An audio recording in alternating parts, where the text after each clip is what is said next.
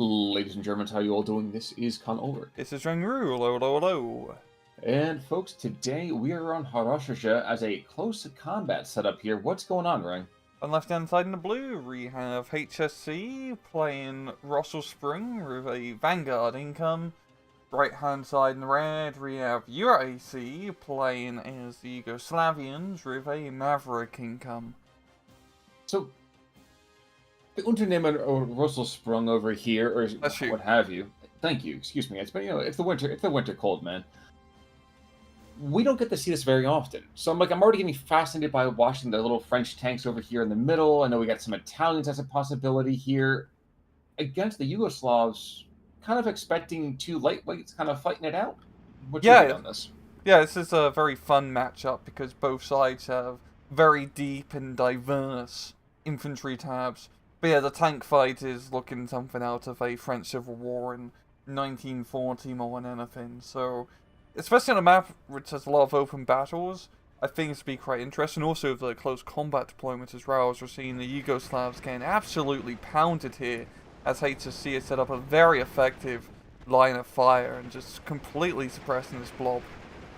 Well, and you have to love, too, the fact that the biplanes coming on in with their 10-kilogram clusters. To me, this is, I was listening to a podcast actually earlier today on the Night Witches, and I can't help but feel like this is just beautifully timed for that right now. Maybe the wrong country, but at the same time, just the idea of these biplanes basically chucking hand grenades out the side of the plane. Yeah, this is honestly some very ghetto equipment from both sides. And down south, we're seeing, okay, yeah, UIC is a pretty decent defensive line. He's got the Italian field guns, which are more than enough to deal with the very light Italian armored infantry crossing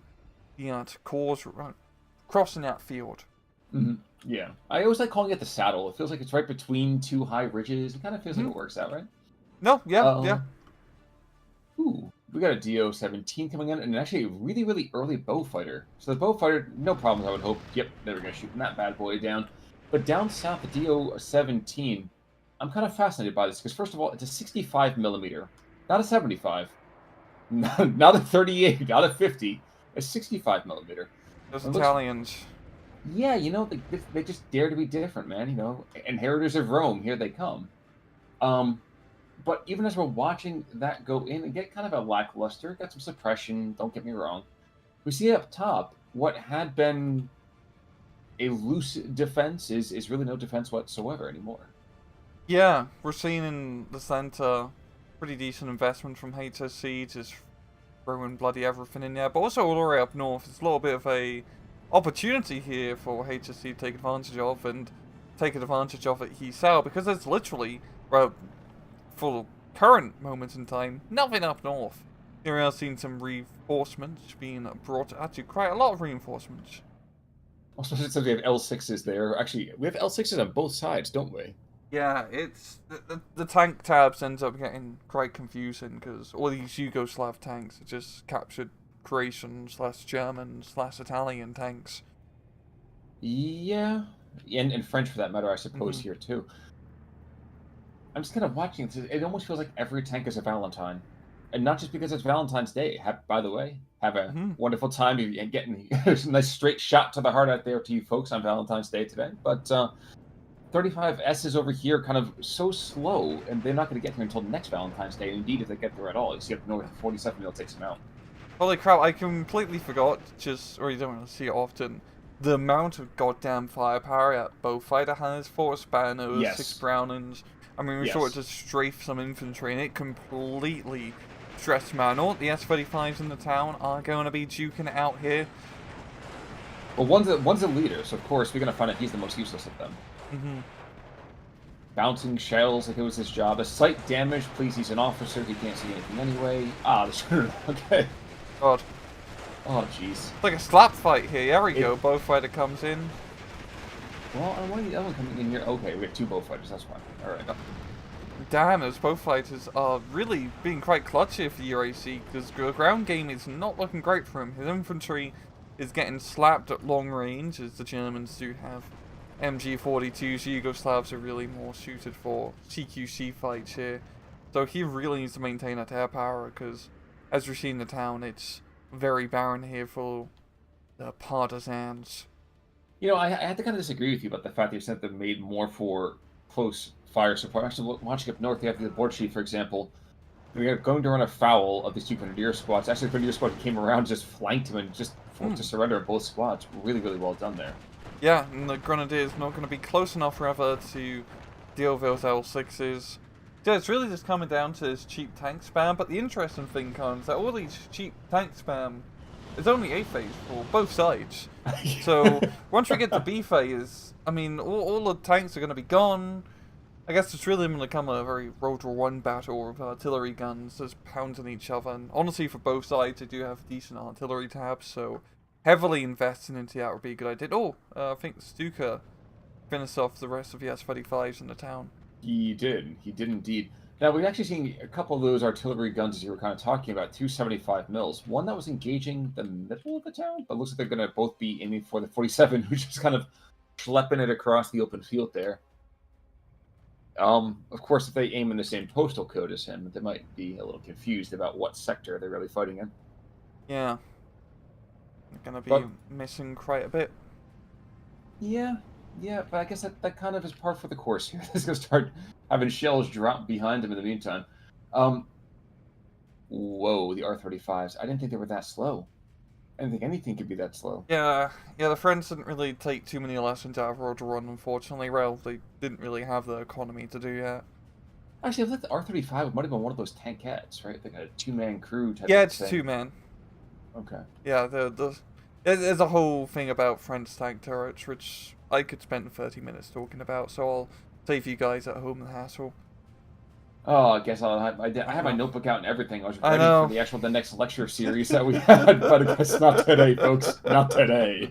No, but no. It's very interesting in this town fight because HSC does have a very good opportunity to just plow on through, but once again, being a little bit timid, he needs to really move up his grenadiers in a more offensive position. And you've seen the UIC actually flank with a 47mm getting a good shot.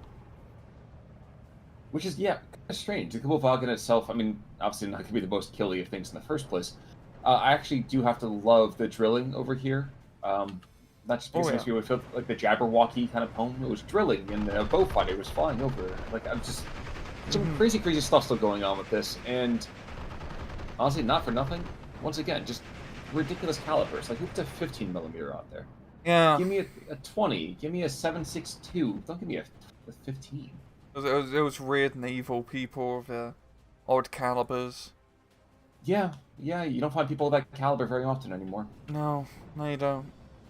Now, the L6 up to the north, there's a lone L6. The other one, I think, got taken out by a rather lucky, or rather unlucky, squad of infantry. We have an LG-42 as the L6 charges up the hill into the face of almost certain doom between a PaK-38 and the LG. And these, Ustas over here that are just going to be able to hopefully kill anything else that's in there. Yeah, it's a pretty decent concentration of firepower here. Oh, damn! Jeez. You gotta forget how nasty autocannons can be. And that PaK-38 only has a single hit point, and Eustache, no AT grenades. Yeah, he's going to go down. Here it comes. Absurd, ladies and gentlemen. But if they get close enough, maybe they can do like the whole grenade attack thing. Not going to do much, but it might buy some time until they're going to deal with Panzerfaust get over here as well. So. Good God. Now, this is ghetto as hell. Yeah, it's so strange because it's a knife fight, but nobody brought knives.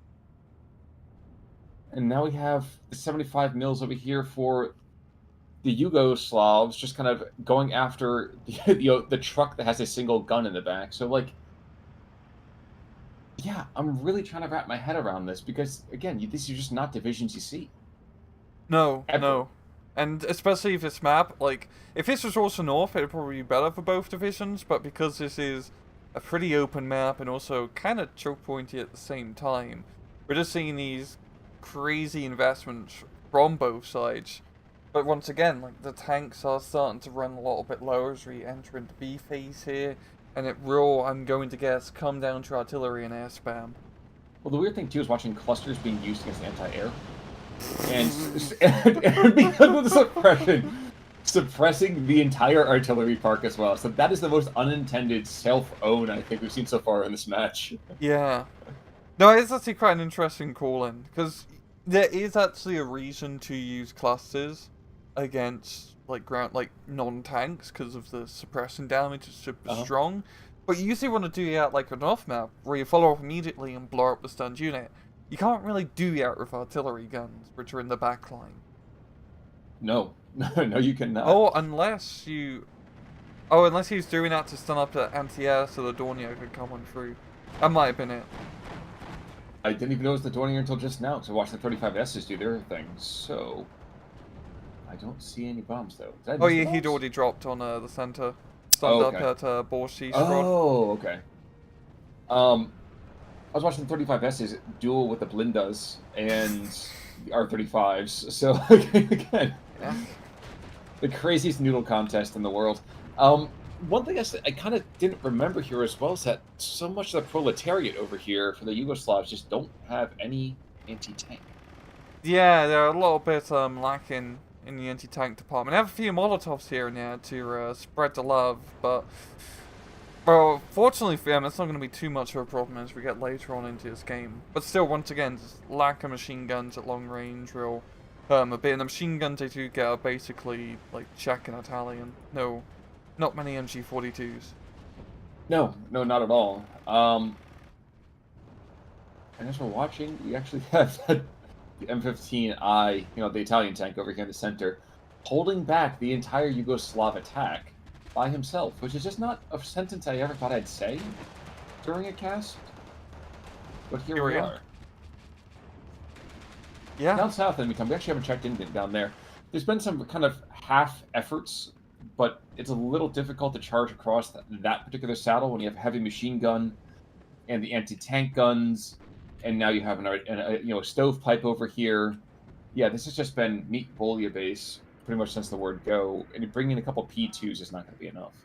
It's a very effective defensive line here for UIC, just for that support weaponry seen time and time again has worked very well, keeping the HSC from getting into his saddle. But yeah, the problem for HSC, he needs some support weaponry if he wants to try and take it, and well, he doesn't have a whole lot of well, he has anti-tank guns, and I believe he has some Italian 47 mils, but even just at 165 mil, machine gun teams are more than enough to really win out those engagements. Well, we're going to see right now that the DO-17 is not going to be able to get bombs off, I don't think. No, he is suppressed, and he is booking it out of there just as fast as his tiny little engines can take him. Because I don't think he knew about the 20 mil down south. I wouldn't be surprised if we see maybe another artillery piece get called in for that. I would think that'd be a pretty solid call there, but nothing like that has happened just yet. Yep. Oh, Panzer IIs, we're really going up in technology here. Yeah, he brought these in, but at the same time, I feel like they're going to show their face and get immediately rocked by the 47 mils. Yeah. Yeah, especially 65 mils. It's in a pretty good, they're in very good defensive positions with the cover and all of that, so... It's almost as good as the Blinda piercing the middle right now, just completely suppressing two squads of Brandenburgers. How did they get... They just raced right through the lines, and since like half of these guys don't have any kind of anti-tank, they just kind of said, deal with it, scrub, get good, and just did this. Honestly, it doesn't feel like a battle on a major war card. This just feels like a Mad Max, brawl. It does, but it also kind of feels like, when you're playing like one of those 4X games and you both have allies, but the allies are being run by computers in the first place, so you're like, no, don't do that! And it's like, yes, they're going to lead an unsupported charge through the entire thing, except that the armories for both sides are just that curious that it can work. Yeah. And is consistently working. Yeah. No, this is what makes this DLC, even though it took them like almost over a year to release. And yeah, the divisions aren't matters. The reason you do not see these divisions being played in any of the major tournaments, when paired up together like this, especially on Orthodox maps, you get, I don't know what to call it. I guess it's a fight. I think that's exactly what you said is what it was. Is exactly what it is. Yeah. It's an Orsha North map. So I think you hit the nail on the head with that already. Orthodoxy or not, though. I mean, I'm sure. Again, it's the wet noodle contest, which I love. I love those things when it happens. Yeah. Now, one thing we haven't done a ton of looking into is just like the actual squad loadouts, like the Lochi Tenkovas up to the north. One of the rare times we actually get to see a boys anti-tank rifle because even the Brits decided it was a waste of time at this Yeah. point. Honestly, a But pretty good call-in for this battle. it is. It is because I mean they also have the anti-tank grenades, and frankly at this point so much of the stuff that they have, this is a the West's PTRS here, so this works out perfectly. Yeah. We're going to see the Borsies coming in. Should be enough to clear out Panzer Grenadier, but no, it's actually a decent amount of artillery for 75 mils. I think, yeah, like I keep saying, it's going to come down to the RT. We're seeing in the center, the 75 mil Park is getting some very good hits, but they don't have much ammunition or lives left, as they just get bombed to bitch. Yeah, and that was the thing, wasn't it? Is that there was one suppression, and at that point everything just kind of went to the dogs. Oh. Now, another one's coming in. He's actually going to come and try to take out that park for once and for all, which is, I think, a bit of a misutilization. I think I'd actually probably even send him to suppress the L6s of the southern part of the town. I know he sees them because they've been engaging thus far. But, I mean, 1,000 kilograms of love, someone out there's going to be happy. May not be the Yugos over here, but here we are. Will Beaufighter be fast enough? Beaufighter is pretty slow, yeah. if I recall. No, but the DO-17 is not really known for its speed either. Oh, but there's an Italian aircraft.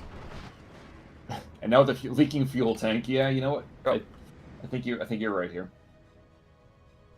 Baltimore so dropping in its bomb load, gonna get some pretty good hits. Yeah, it's all just coming down to effective, really just high explosive spam from either side. All Baltimore's up north as well. That should be enough to shut down this push.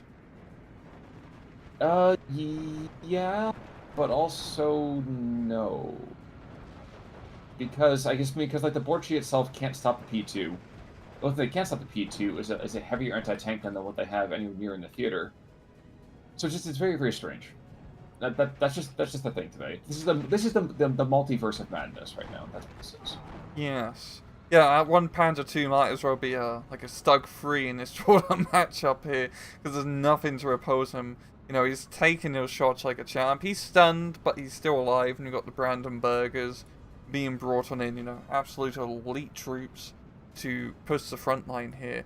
And I think it's really the opportunity here for HSC to just kind of book it up north. But there's a lot of geography between him and the next flag, so this does give UIC time to set up a next line of defense. But that's why he's okay, fine. Bring you guys to up north, that's fine. DO-17 right back to the center. All of these Fallschirmjägers and Sloss trooping over here in the center, and the DO-17 is hitting the line where I thought he should have hit it in the first place. So, I mean, this is perfect. Yeah. Might see some scatter here, but that's still fine. Did you not? No bomb drop. Boobala. Gotta put it down the pickle barrel. Whatever. P2 in the north does go down. 47 mils, though, very quickly going to be following them because the HE values on that are just not worth it to fight off an entire company's worth of an attack. Yeah, it does have a very high firing gun, to be fair, but it only has 15 high explosive shells, which you'd think it'd pack a little bit more.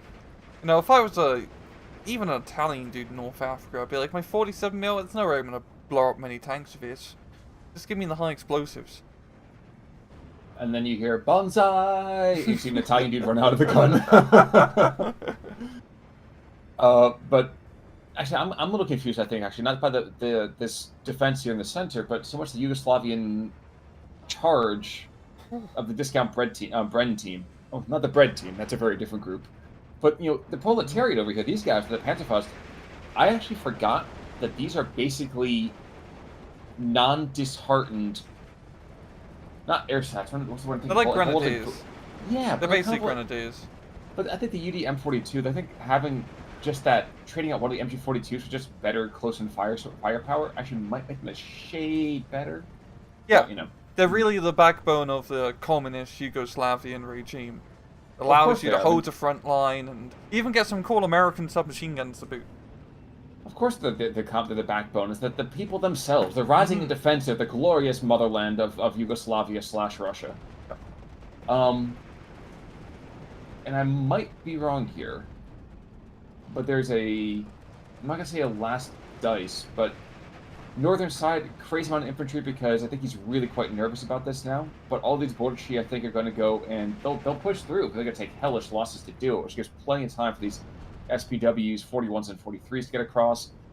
Stashiegos, the Pioneers, and these 75 mils are getting resupplied as well within the next minute or two. So it's going to get hideous before it gets anywhere close to being better. Yeah.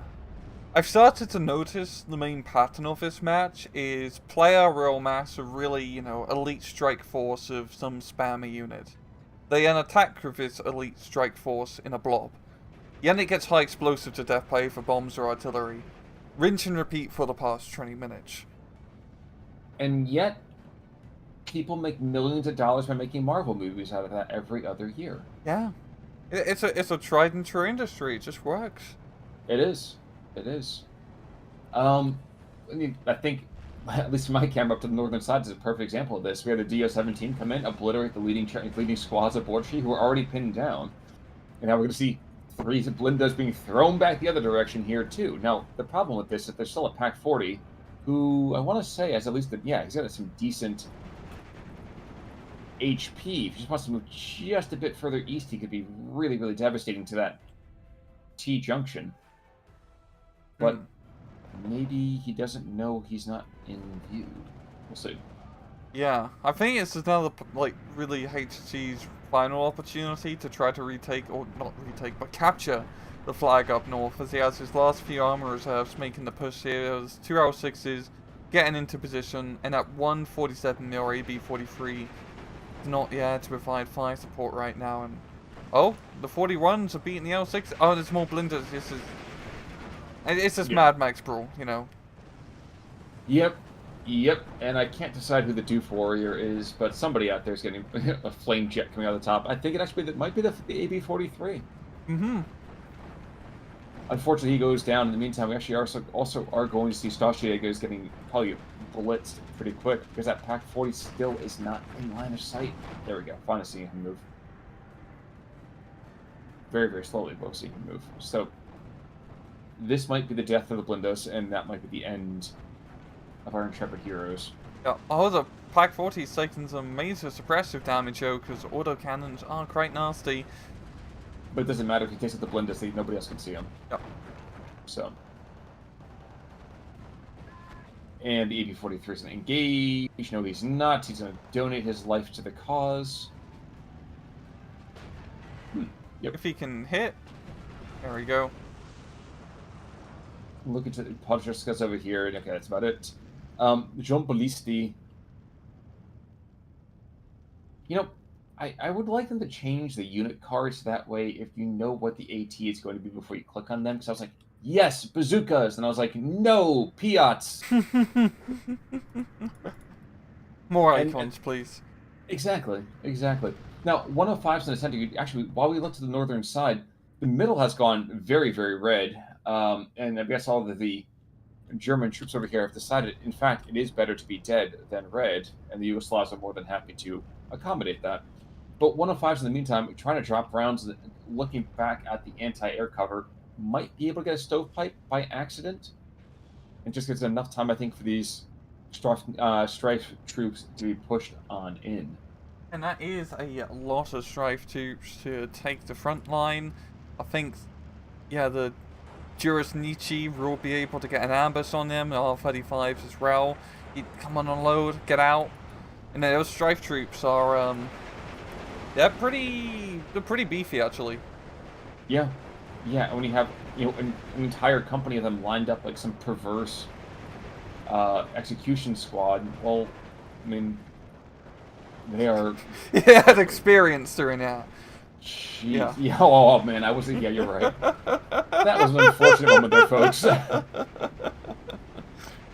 I was thinking to myself, I was like, there's got to be a better way to put this. And I thought to myself, Rank's never going to call me out for this. They're going to be given some strife OT up front line, and will be enough to just hold it back for the time being and see how the bombs come in.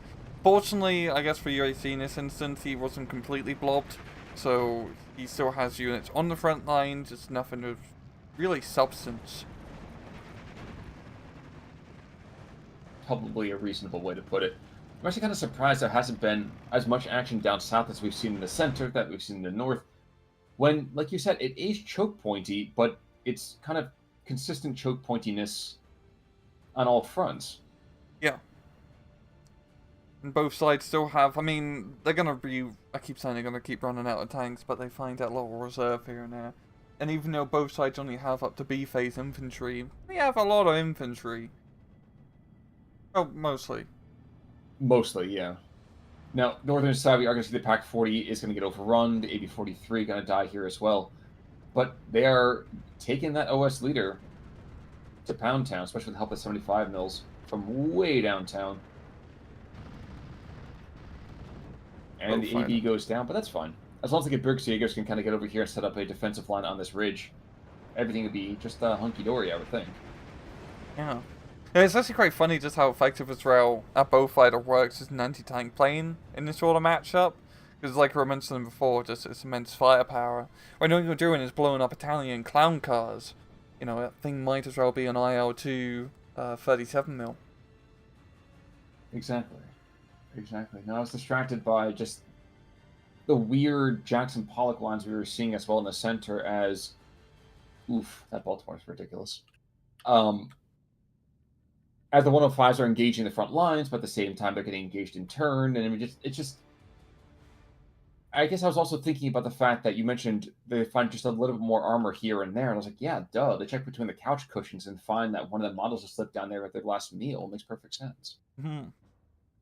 I think one of his advantages long term here for UIC is that he's been more effective with, well, both sides have been effective with aircraft call-ins, but HSC still doesn't really have much anti-air, and UIC has a lot of Baltimores and bow fighters, which can still blow things up, and you can get immense value out of him still.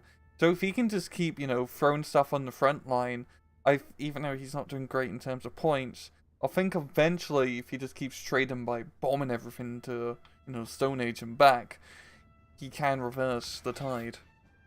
You know, but I'm pretty sure when they said throw something at the wall and see what sticks, they weren't talking about, you know, digital human lives. So I guess I have to moderately disagree with you there. But we are seeing the 20 mils in the middle are just absolutely obliterating the strife as they come on in, which, ironically, I think still perfectly works. The DO-17, not going to get anywhere close. He might get a couple bombs off, but they're going to be wildly spread. He's actually probably lucky he doesn't hit his own troops with these. The R-35 as well, just, you know, keeping enough geographic distance between him and the Panzerfaust. The Strifes just pushed up a little bit too aggressively here, and UIC will have the time to bring in the beefy reinforcements. While HSC, okay, yeah, he's bringing in another big blob of infantry. Watching the north side here for just a second, just these 5 squads of Gebirgsjägers who have just earned their certification by just climbing up that mountain. On the other side, I kind of want to see this happen. This is as close to even numbers parity that we've seen in a very long time. And I can't decide whether or not they're waiting as like a trap or what. But I can tell you, we also have these scouts that are coming in over here for the Slavs that are going to be, well, just enough, I think, under the circumstances. Oh yeah, I've also seen a little bit of a push down south here from UIC, just trying to catch HSC off guard, which is actually a very good idea, because he does have flying support superiority on the hill, so he does have a clear shot in getting into our position. And actually opening up a new front will probably throw HSC off his game quite a bit. If he doesn't, come on, please unload. Please unload. But yeah, the Ustazi over here are actually, I think, in a better position. I mean, they're not out in the middle of the road for one. Helps not to be in the middle. You know, I play Company of Heroes, and I've learned if you stand in the middle of a road, that you get a red shield, and that red shield makes you very easy to get killed. I like being behind sandbags, because it gives you green shield. Exactly. I mean, the red shield, if you have a red shield in any game, that's the closest way that you're going to be able to start seeing a red cross soon after that. Yeah. Like, not often one of those moments where you're like, yeah, out in the open, red is good. No, red always means stop. Mm-hmm. But I'm getting throwdown fightouts and hoping for up to the northern side. The Berserkers are actually getting caught on the turn. Somehow they are actually getting obliterated here.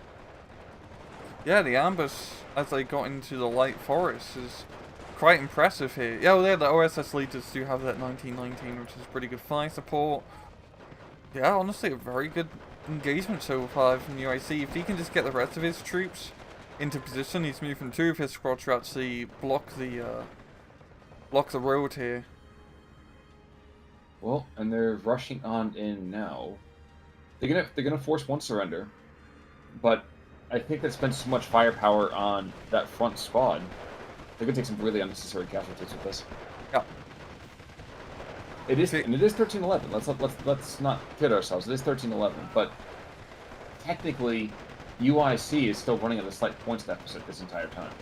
Yeah, he's still... I mean, both sides do have really poor incomes come his C phase, so he's not in a terrible spot, but he's really gonna have to, you know, I'd say push pretty effectively down south and also just secure the middle. Probably the best thing is for north is just... I'd say he could hold north, but as you can see with God Vision, there's nothing really to stop him from going across that saddle. Not for the moment, anyway. I'm not gonna say unsung heroes because they're very much sung heroes in this. But the 75s and the 105s, I think over here for the Germans have been instrumental in keeping things, to use your term, on an even keel. Since you're starting to see Fusiliers being thrown on forwards, which kind of tells you exactly how dire the situation is getting. That they're like, you know what? Let's send in these scouts as our frontline infantry. Indeed. They do have snipers, so if he can get him into good long-range positions, he can, and spread them out so they don't get bloody bombed, he could probably get a pretty good lockdown on that town. And it almost seems like he's completely run the town fight. There's a few of those recon troops, which I'm not going to pronounce, in the town left, and that's really it. There's still a lot of Bodemors, and they have a lot of bombs. Yes, indeed. But this is getting just suppression as opposed to just outright kill. And that right there actually might be as more necessary than anything else. The DO-17 is like, okay, you know what? You know what? You can't just bomb our guys to, the hell and back. And then you realize the 76 mil behind the, Yugoslav lines is saying, yes, I absolutely can do that. Yeah. Both sides have just been trading bombs. I prefer to think of them as explosive little expressions of affection. They have some, like, cute little Valentine's notes in each bombs. Dear Tito, I hope you die. Signed, Das Führer. Oh, man. I know, their Führer. I don't know. I'm not assuming his gender. Maybe he identified as an it. I have no idea. Who knows? He was a red man. He was indeed. But 13-11 in the meantime as we cross a 33-minute mark over here. As the 105 just continues to pound everything. This is Imperial Guard play at this point. That's actually a very good analogy, because it's just both sides are just throwing human raves as the backbone of artillery, and as I don't want to say it's like lack of tactic, but it's just been every time it's been a push, it just gets blown up by bombs. It's been very repetitious. Repetition, I think, sometimes is a good thing. I think it's one of those ideas for us that sometimes we mistake different play styles for being better or worse. And I think sometimes, like now, you just want to have a little bit of boom, like so, up north, as we did the front 2 squads get obliterated in a small mushroom cloud. I think we probably could do this to ×2, though. What do you think, sir? Yeah, let's do it at 3350. Sounds good. So, as we're kind of sitting over here, at long last, an actual anti-air piece comes out into the field for the Germans. There's a Flak Vierling, which would have been great to bring in about, 25 minutes ago. But, better late than never. So, I get the feeling that the Baltimores, when they come back in, it will finally be about as safe to beat in Baltimore as it will be to fly at Baltimore. Yeah, and it does feel like HSC has just run the engagement in the center here, managed to trade a bit more effectively, and actually keep some of his troops alive long enough so they don't get bombed to bits, to actually take the front line here and get almost 15-9 for a second. Well, and I was also kind of watching this. I was waiting to see some actual supply trucks. We didn't see a single supply truck over here for the Slavs. No, we haven't. Yeah, they do have they them available. have them. They have him, which is that for some reason didn't bring any on in, and I think that would be actually probably pretty helpful to keep some of his artillery, I think, a little bit more, how you say, alive. Yeah, it usually helps him not to get bombed to begin with. True, true.